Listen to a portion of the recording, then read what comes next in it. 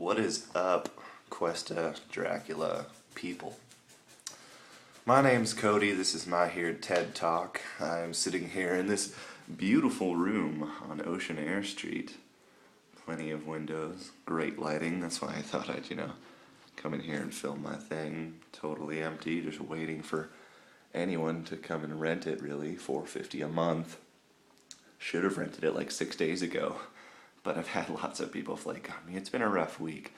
Anyway, it's still available, $4.50 a month, and you even get to watch Chris and John work out on their beautiful ring set. Huge bonus. Anyway, back to the real point of what I'm doing here. That's a dog. That's not the real point of what I'm doing here. What I'm doing here is my TED Talk based on popular belief in the supernatural in the 1890s England area and time and such.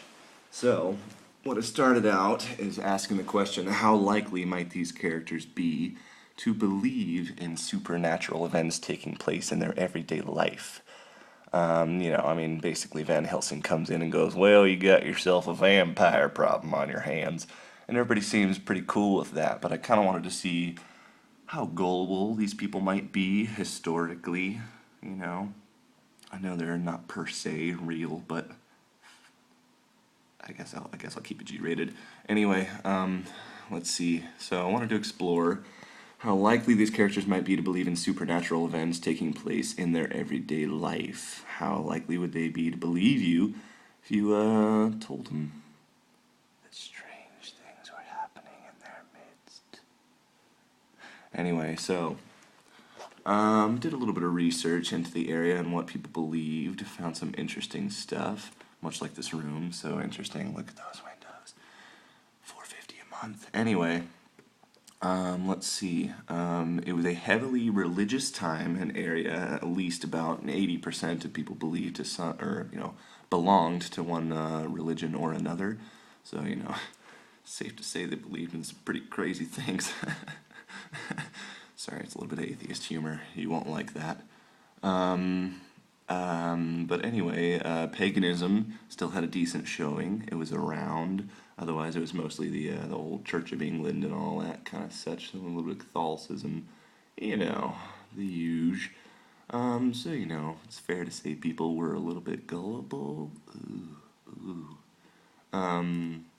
Let's see. I found it interesting. So, belief in crazy things didn't necessarily go away, but a lot of government statutes against it or government regulations, like how to deal with witches per se, a lot of that stuff left the government statute in the 17th century. So that was a little far gone from there. However, belief in the supernatural did not really go anywhere. In fact, it really just kind of followed the industrial kind of pattern, to whereas before the Industrial Revolution and where everyone, before everyone started moving to the cities and doing industrial work and all that stuff, there was a lot of examples of wood sprites or fairies or elves or, creatures of the woods. Then what they found was after a big shift in everyone moving to the cities, all of a sudden ghosts became all the rage because you don't need to be in the woods to see ghosts. Basically, if you see something unexplainable around your town, around your house, around a hotel, whatever, yada, you just blame it on ghosts and move on, ain't no thing. And belief in these kind of things actually got so bad that the church had to come up with a way to explain these things. So at first, after adamantly denying that there are any wandering spirits or ghosts around, there became such a problem with these sightings that eventually they had to explain them. So their way of explaining them was, let's see. Sorry, I'm trying to find through my notes. Okay. So they tried to deny it at first, but eventually they explained it by saying that these were the people that were in purgatory, which is basically a soul after death who did not achieve proper holiness in life and is basically waiting around to be purified enough to go to heaven. So the church said, oh yeah, no, those things you see, those are just the people in purgatory, so be good. Probably worked. Santa won't give you any presents, all that kind of thing. So that is what the church kind of attributed to it. I found it interesting that witchcraft was very much on the decline. A lot of people stopped blaming witchcraft around, before the 1890s. It was around, but, not as prominent. Ghosts were more the thing. The most current example I could find of this stuff is a book from 1924 around merry old England. And it was written in 1924 by a local teacher named Victor Manley, who compiled a book of folk tales that he only recorded from local inhabitants. So anyone who was living at the time who had a story to tell him about any, crazy fairy tale, he collected all of those and named it the folk tales of Warminster. Mostly about ghosts and ghost encounters. One story about a fairy, none about witches by 1924, which is, promising. I don't know. Some of the ghost stories were based on ghosts stealing sheep, or one that bothered an old man in the Warminster Common by grinning and dancing in the coat drying on the washing line. So I think we all know what that's about.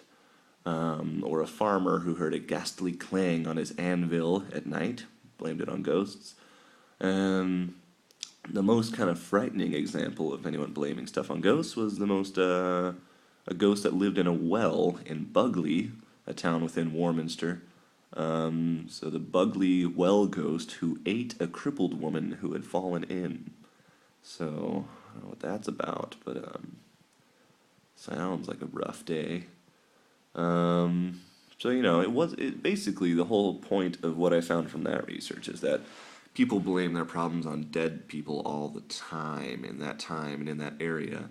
It was totally commonplace to be like, God damn it, my sheep are gone. Frickin' ghosts. You know what I mean? So it's not all that far from belief to be like, hey, you got this crazy undead vampire going around killing all these people. That's your problem, right? These people, these characters in our story might actually take a second and be like, well, okay, that totally makes sense. Which is fun. Let's see. I already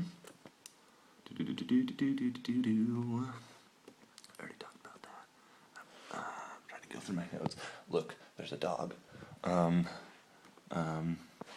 Mister, do something entertaining. I'm running out of ideas.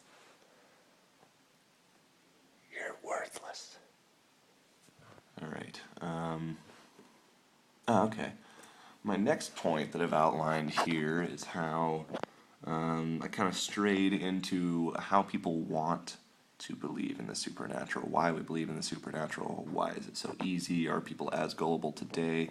I found some really interesting stuff in my research that made me believe that we're not only going to have, these characters would not only be in the palm of the hands of supernatural belief, but we're going to have our audience in the palm of our hand of supernatural belief. I almost believe that if we portray this solidly enough, they'll think it's like history, or not think it's history, but kind of fall into the story as if it's history. They'll enjoy all the costumes and the settings and everything, and they might completely, disregard that it's a ridiculous story, especially nowadays when there's so much vampire crap out on, everything.